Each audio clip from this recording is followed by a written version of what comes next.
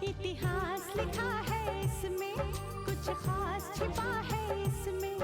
इतिहास लिखा है इसमें, कुछ खास छिपा है इसमें। मर्यादा है, कोई वादा है, विश्वास रखा है इसमें। सात फेरों से मिला ये तो उपहार है, मेरा श्रृंगार है, मेरा श्रृंगार है, मेरा श्रृंगार है, मेरा श्रृंगार है। मंगलसूत्र, मंगलसूत्र, मंगलसूत्र, मंगलसूत्र, मंगलसूत्र, मंगलसूत्र,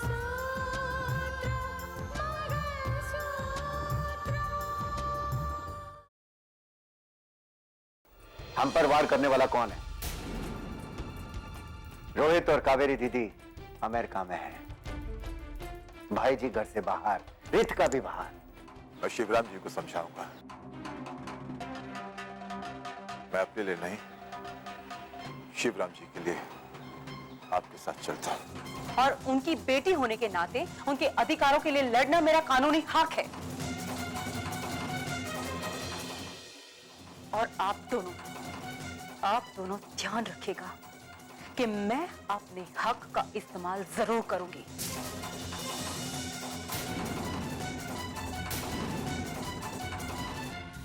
देखो, मैं जानता हूं कलेक्टर साहिबा कि आपको कानून की हमसे ज्यादा समझदारी है, मैं मानता हूं। क्योंकि आप आदित्य प्रताप की बेटी है ना? हाँ, हूं मैं जज आदित्य प्रताप सिंह की बेटी।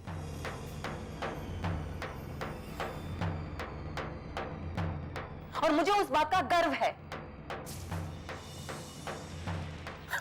तो भाई, अगर आप आदित्य प्रताप की बेटी हैं तो जाइए,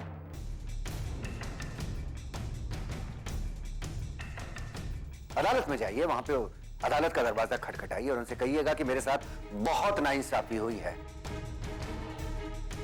वो करेंगे इंसाफ। आप यहां आकर हमारे घर का माहौल क्यों खराब कर रही हैं? मैं आपसे रिक्वेस्ट कर रहा हूं। अपने अधिकारों की लड़ाई तुम अदालत में जाके लड़ो ना। यहां हमसे बहस करके अपना टाइम क्यों बर्बाद कर रही हो?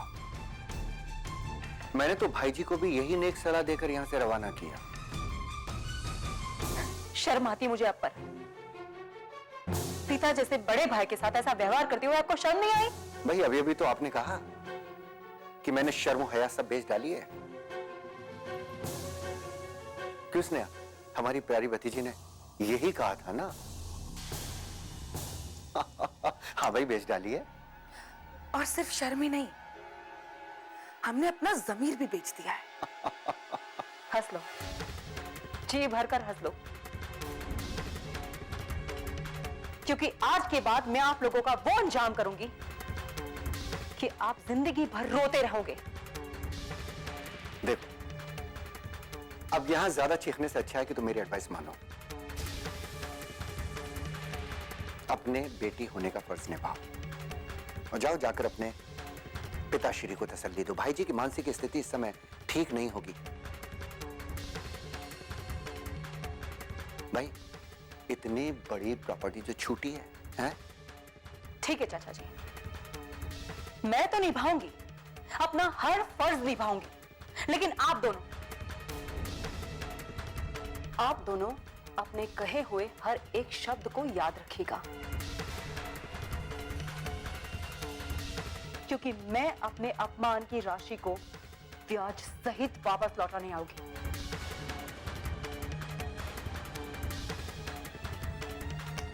Just wait and watch.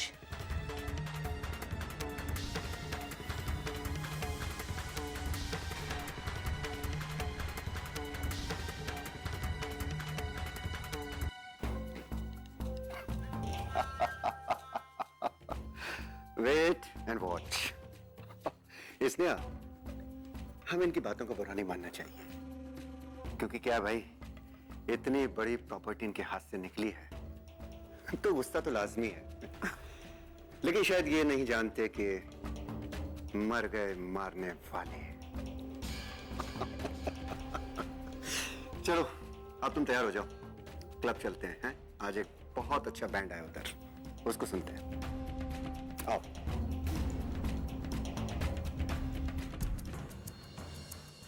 पापा अपने घर से बेघर होकर पापा कहाँ गए होंगे? मेरे पास कोई फोन भी नहीं आया उनका। ऐसा नहीं हो सकता, पापा इतने कमजोर नहीं हैं। लेकिन इस विश्वासघात ने कहीं उनको अंदर से तोड़ ना दिया हो।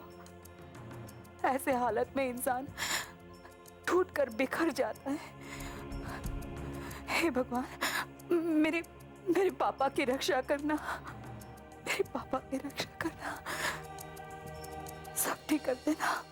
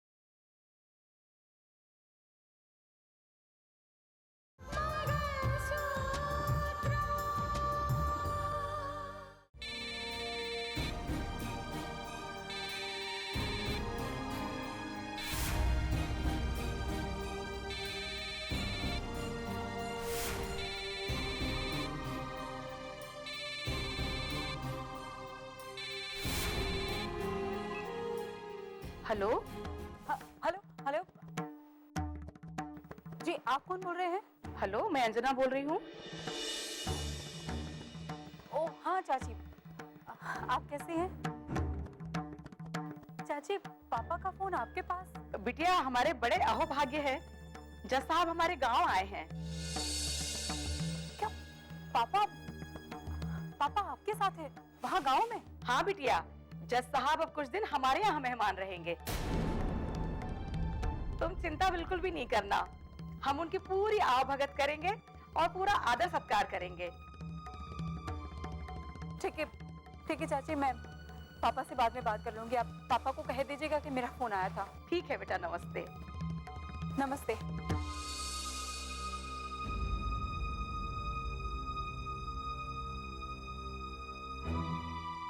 शहर से रितिका बिटिया का फोन था, आपके बारे में पूछ रही थी।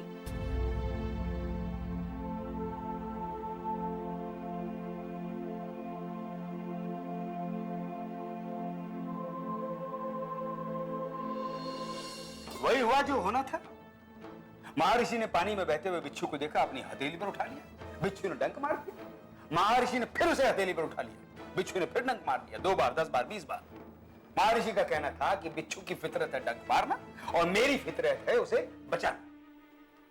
त्रेता के राम ने कलयुगी लखन के लिए इतनी दरिया दिली दिखाई और लखन ने क्या किया? लेकिन मैं ऐसा नहीं होने दूंगी। मैं उस गद्दार चाचा चाची को सजा दिलवाकर ही छोड़ूंगी। कोई फायदा नहीं होगा बहू, कोई फायदा नहीं होगा।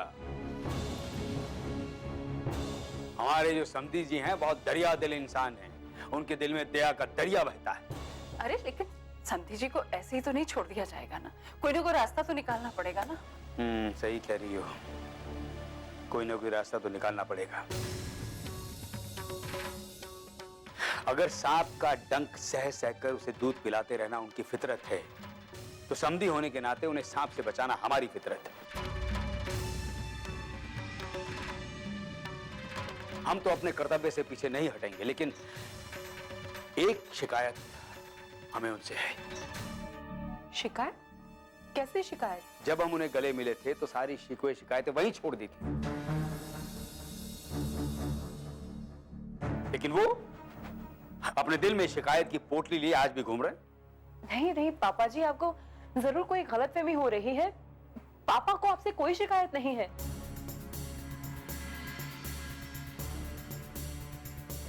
मेरा यकीन कीजिए, मैं उनकी बेटी हूं ना।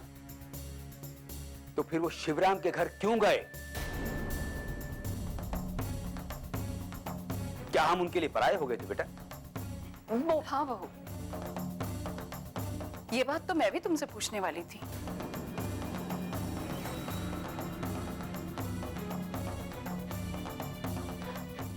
पापा जी, वो एक बेटी के घर। बस बेटा बस, वैसी बातें मत करो। अरे जब कोर्ट ने भी बेटे और बेटी में भेदभाव नहीं रखा है, तो हम पढ़े लिखे लोग होकर ऐसी परंपराओं को क्यों माने?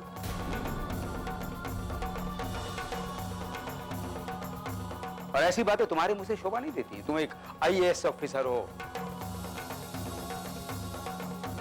तुम्हें उन्हें समझाना चाहिए, उन्हें एहसास दिलाना चाहिए कि वो गलत है। तुम एक काम करो, अभी गांव जाओ और जाकर उन्हें समझाओ। मैं भी तुम्हारे साथ चलता हूं। पापा जी, आज आपकी इस बात की वजह से आपके लिए मेरे दिल में मान और ज्यादा बढ़ गया है।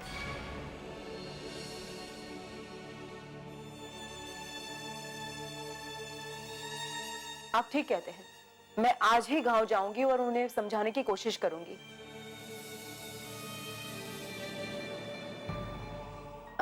वैसे मुझे कहना नहीं चाहिए, लेकिन बेबी का ध्यान रखिएगा। ठीक है बेटा, ठीक है।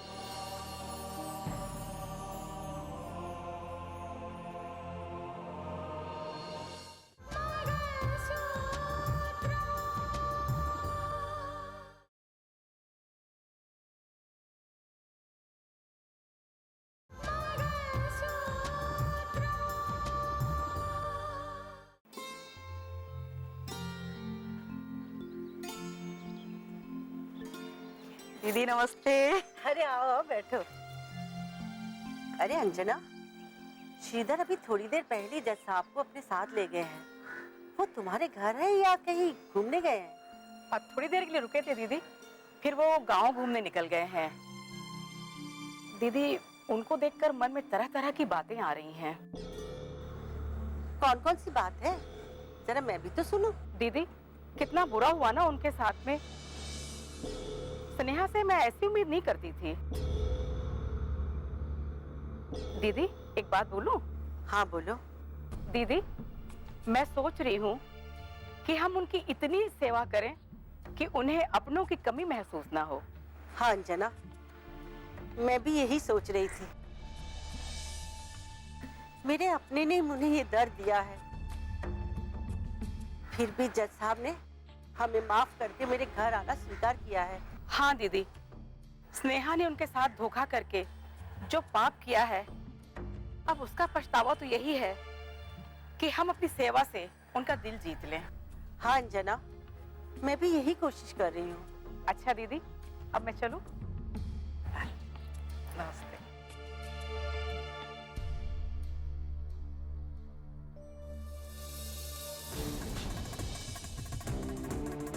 मेम साहब शाम तक के लिए घर से बाहर हैं,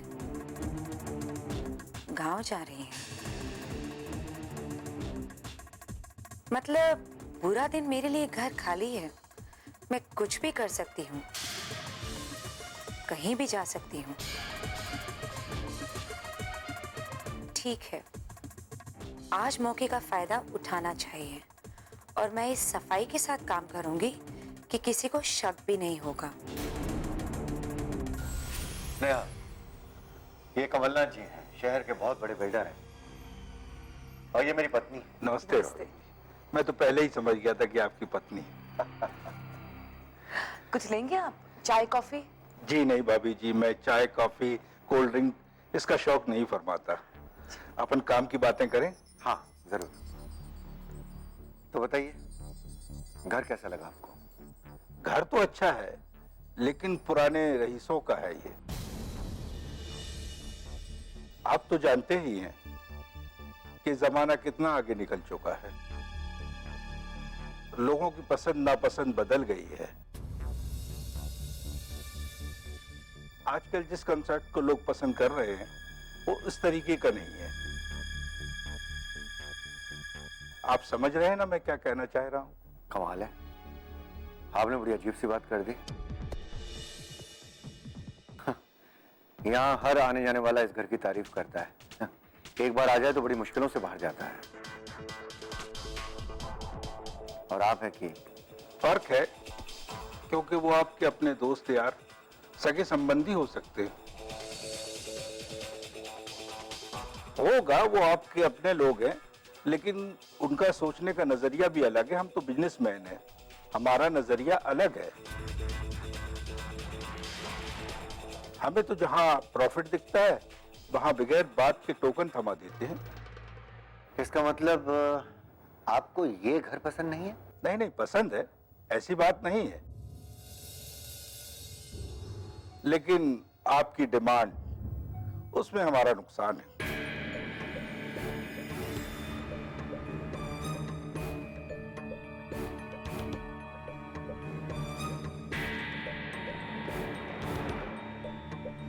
किस सोच में पड़ गए आप? नहीं नहीं, कुछ नहीं, बस वो ऐसे ही कुछ थोड़ा सा याद आ गया।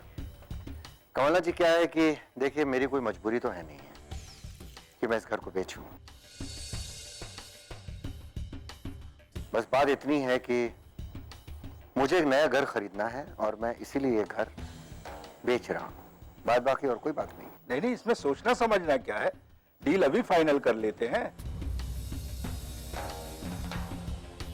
चलिए, मेरी तरफ से 2 लाख रुपए, लेकिन इसमें आपको भी कुछ कंप्रोमाइज करना पड़ेगा। देखिए कमलनाथ जी, ये प्रॉपर्टी की खरीद फरोख्त कोई मेरा धंधा नहीं है। मुझे इसमें से कोई प्रॉफिट नहीं कमाना है, लेकिन मैं सिर्फ इतना चाहता हूं कि जितनी रकम मुझे चाहिए बस मुझे मिल जाए। ये क्या कह दिए भाई साहब आपने? नेगोशिएशन तो हर धंधे में होता है।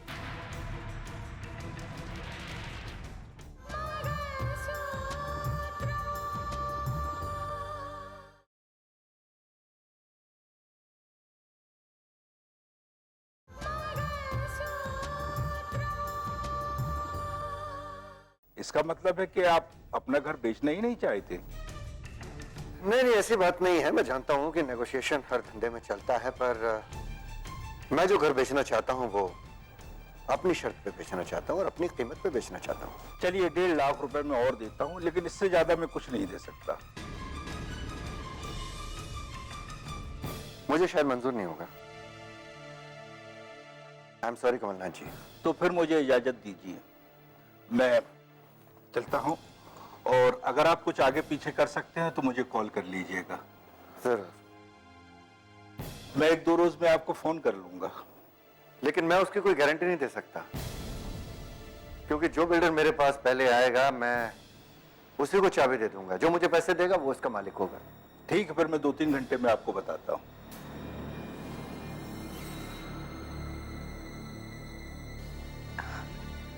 ये क्या सूर्या, क्या तुम घर बेच रहे हो?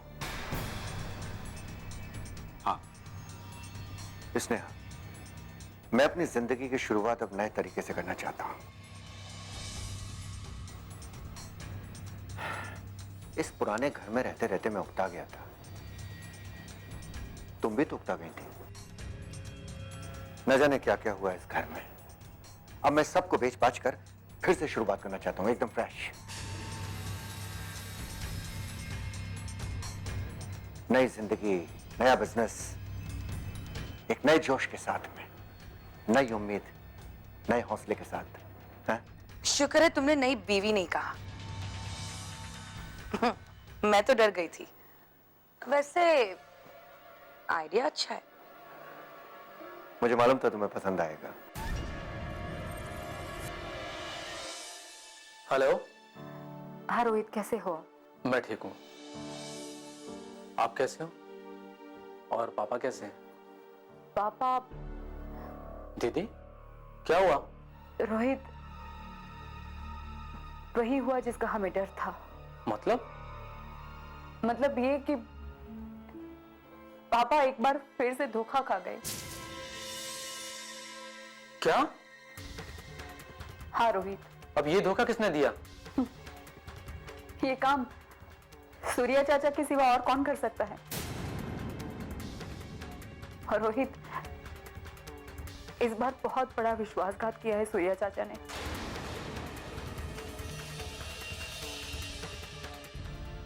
पापा तो ठीक है ना?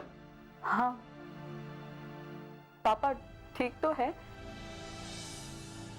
लेकिन अपने घर में नहीं है। पापा अपने घर में नहीं है? ये आप क्या कह रही हैं दीदी? सच कह रही हूँ रोहित। सूर्य चाचा और स्नेहा चाची ने पापा को घर से निकाल दिया है। उन्हें बेघर कर दिया।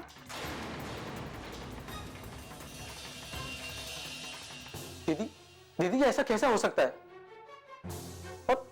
और चाचा किस अधिकार से पापा को घर से बाहर निकाल सकते हैं? दीदी, मैं कुछ नहीं जानता। मैं आज शाम की फ्लाइट पकड़ के इंडिया वापस आ रहा हूं।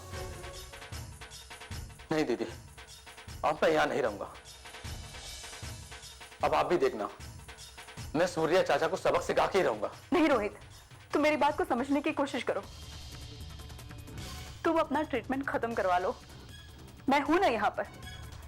मैं पापा से बात करती हूँ और उस गद्दार चाचा से मैं निपटूंगी। उन्हें सबक मैं सिखाऊंगी। लेकिन दीदी मेरी बात। प्लीज बहस मत करो। तुम वहां अपना ट्रीटमेंट खत्म करवा लो। मैं हूं ना यहाँ पर। मैं सब संभाल लूंगी। समझ गए ना रोहित? ठीक है दीदी। बाय। अपना ध्यान रखना। Okay bye.